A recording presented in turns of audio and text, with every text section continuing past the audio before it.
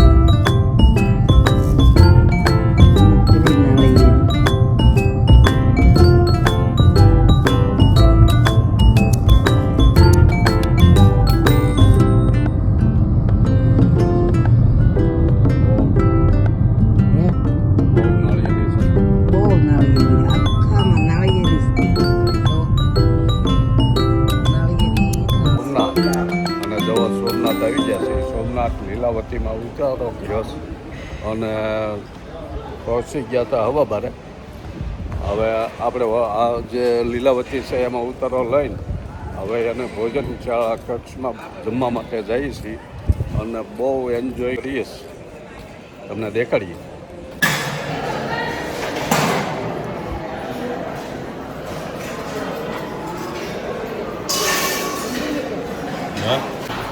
Systematic હોય ગુજરાતની થાળી બપોરે.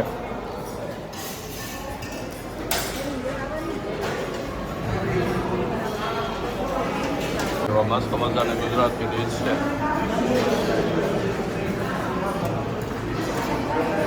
લીલાવતીનું ભોજન કક્ષ છે આ. 80 રૂપિયાની ગુજરાતી થાળી મળે અને એકદમ સાત્વિક એવી સરસ મજા. જો સોમનાથ દાદાના દર્શન કરી લીધા અમે. તો મંદિર દેખાય, મસ્ત મંદિર દેખાય. જય સોમનાથ.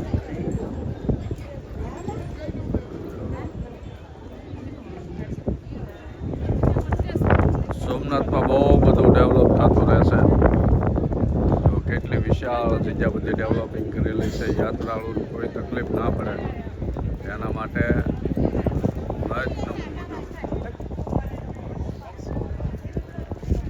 વિશાળ જગ્યા છે બધી.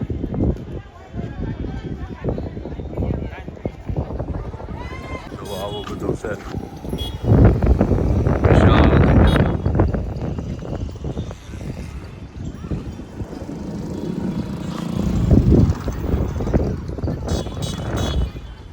અમીરસિંહ ગોહિલ સોમનાથની સખાતે જેને જીવનું બલિદાન આપ્યું એ અમીરસિંહ ગોહિલ 1000 વર્ષ પહેલાં.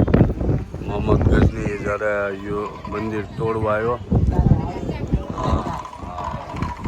જો આપણે મંદિરના દર્શન કર્યા પછી સાઇડ સીન જોવામાં મોડું થાય એટલે આ સ્વદેશી હાટ છે સોમનાથમાં. ખાણીપીણી બધી વસ્તુ મળી રહે. આવું સરસ મજાનું અહીંયા બધું આયોજન કરેલું. રોડ ઉપર જે ખોટી દુકાનો હતી ટ્રાફિક થાય એવી બધી અહીંયા આવી ગઈ.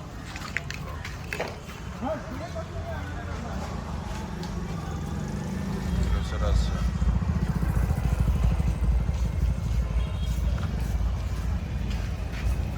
આપણે આ જે સામે ઉતર્યા મહેશ્વરી ભવન એ સામે કેમ એની સામે જ છે આ સ્વદેશી હાટ.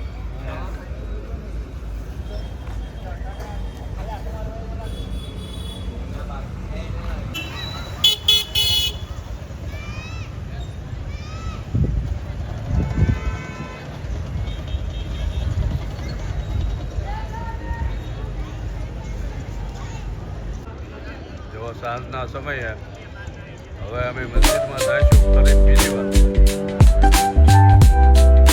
મસ્ત મસ્ત વાતાવરણ થઈ ગયું છે.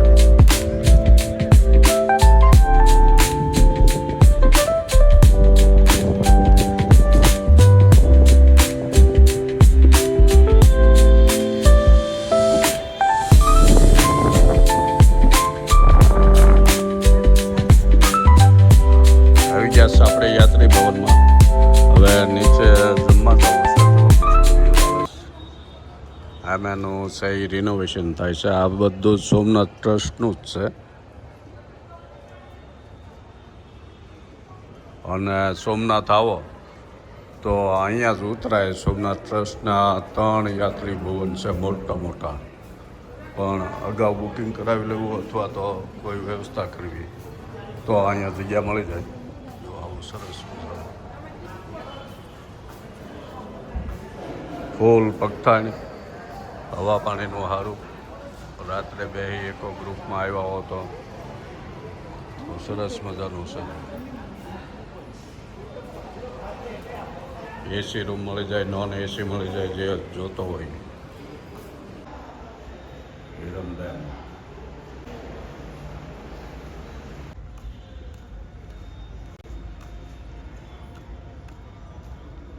જો ગાડી પાર્કિંગ થઈ જાય. ગાડી પાર્કિંગ એ વિશાળ છે.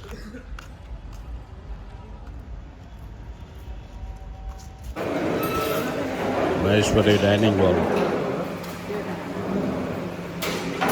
લઈ લીધી. મસ્ત મેનુ છે. બે સબ્જી છે, રોટી, કઢી, ખીચડી, સુંદર.